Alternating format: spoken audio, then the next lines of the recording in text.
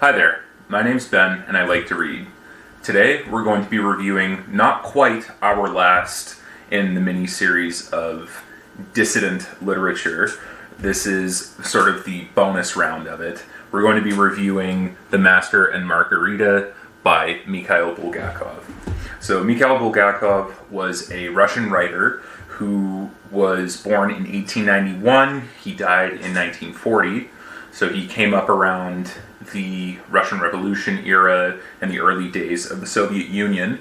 Believe it or not, he was not a writer by training. He was actually a trained physician.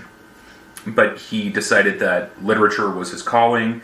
He wrote a great number of books that were controversial, to say the least. His style of writing is fantastic. He has this unbelievable ability to weave in satire in a story. It's not quite Orwellian, but it is certainly very unique. And if you've watched this channel, and maybe in a couple of episodes previously, I've let everyone know my, I shouldn't say distaste, but my issues, let's say, with Russian literature, especially in the sense where they're very, very dense. But Bulgakov has a wonderful way of describing, has a wonderful voice, which comes through despite things being lost in translation. But in essence, this book, The Master and Margarita, he had to fight tooth and nail to get published.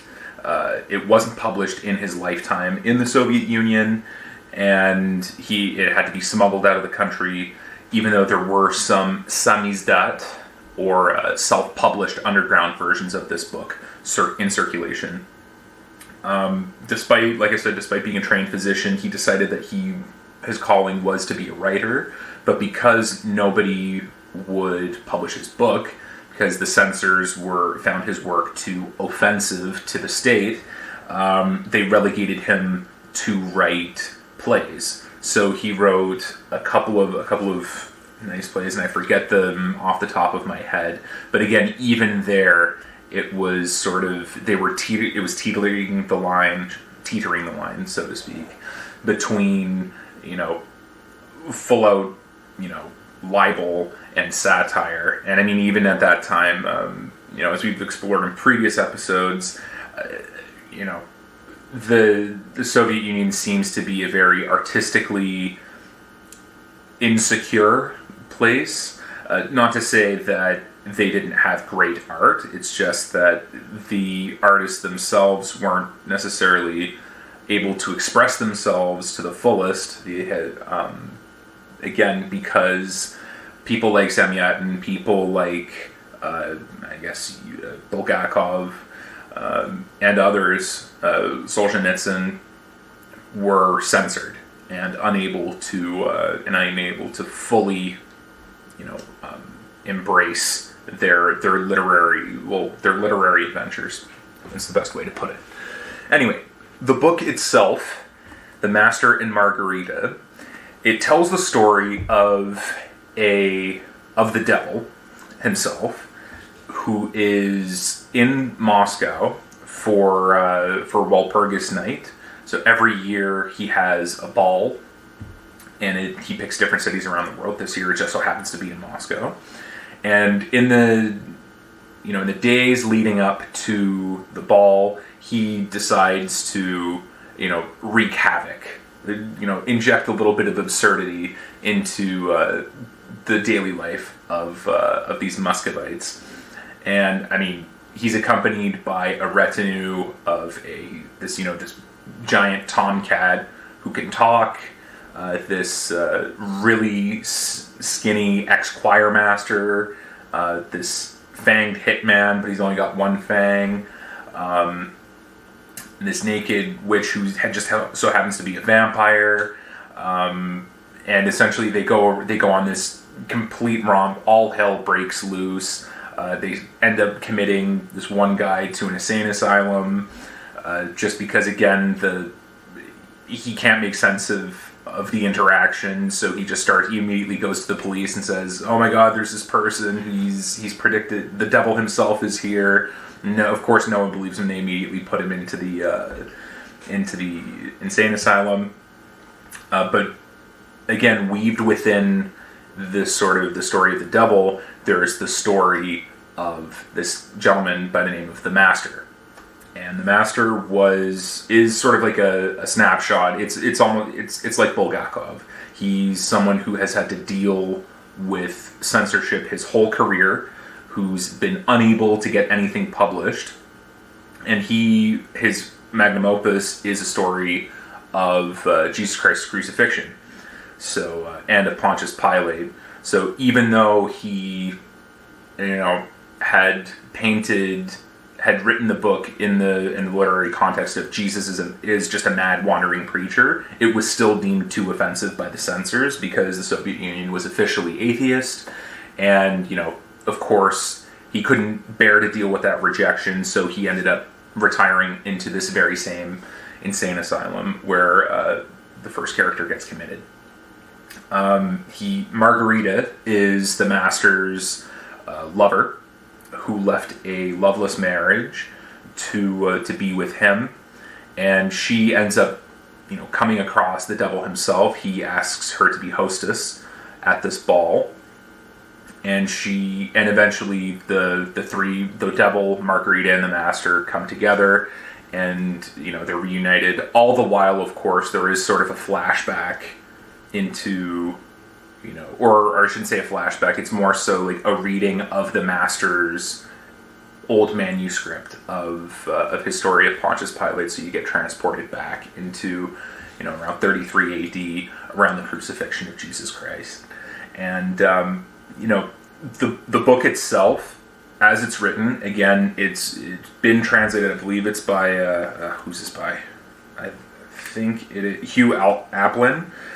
It's a good job. Again, I don't read Russian to begin with, and as I mentioned before, the English translations don't tend to capture the flow as well as they should, and it ends up being very dense. Again, you could always just say, okay, we'll learn Russian, but again, translations will have to do in the short term. This translation, reads very, very well. It is dense, and again, because in Russian literature, people have multiple different names, there's multiple names for the same character, sometimes it's a little bit difficult to keep track of everything. That said, it'll make you laugh, it'll make you cry, it will, you can see the satire that is so thinly, it's like wearing a sheer top, if that makes sense. It is like you can see everything, but it is technically a veil of satire, I should say. There's some laugh out loud moments in there where the entourage of Voland, the devil, is. They just get up to a whole variety of tricks. They transport this one guy out of the city completely. They put on a magic show and have everybody, scrambling for this money, which ends up being scraps of paper. But ultimately, while there are the comedic elements in there, which help it work, and it's a human story. At the end of the day, it's a story about how's the best way to put this? It's a story about the irrepressible power of creativity, and how you need to stick to your guns and your passion. You can't just retire into an insane asylum and abandon the most beautiful woman in the world who loves you and is completely devoted to you, and who doesn't care that your work wasn't able to get published. The fact that you wrote it is enough, and the fact that it moves people is enough. It doesn't matter that it wasn't published. The fact that you created that, no one can ever take that away. There's a scene in the book where the Master tries to burn the manuscript of his story, And this echoes something of an episode of Bulgakov's life where he had also attempted to burn a couple of manuscripts, but his wife, for whom Margarita is an analog, she ended up saving the manuscripts from being completely burnt as well. So it's a love story, it's a satire, it's a comedy, it's a tragedy, it's a historical fiction. It's everything that you could want in a book, and it's really a shame that it wasn't officially published, and it is a shame that the authorities in the Soviet Union were so insecure about a bit of satire, because if anything, if they were to allow this to be published and were able to I'm sure they must have read it, and I'm sure they must have, in private, appreciated what an absolutely amazing book this is. And everyone should read this. I mean, this cannot be skipped out on. I highly recommend that you do read it, because it touches you it touches your mind in such a way where you're forced to really, really think. You're forced to think, okay, like they say in the book, in a great quote from this book is, cowardice is the gravest of all sins. And I mean, it makes you think, okay, so by abandoning his life's work and abandoning Margarita, is the master a coward, or is everybody else who is groveling and for scraps of fake paper money, or who just completely are these literary elites who thumb their nose at anything that they consider to be uncultured or not within the party line? Are they the real cowards? And it forces you to think. It forces you to take a side, and it forced me to take the side to realize that, yeah, the book is right. Cowardice is the greatest of all sins. It's such an unbelievable book, especially, and I won't spoil the ending for you, but the ending itself is a real tearjerker. Because it takes you on. It's such a roller coaster of a book. And for that reason, you can't skip out on it. If you've read it, let me know in the comments below what you thought of it. If you haven't read it, I highly suggest that you do. And also let me know in the comments down below. Thank you so much for watching.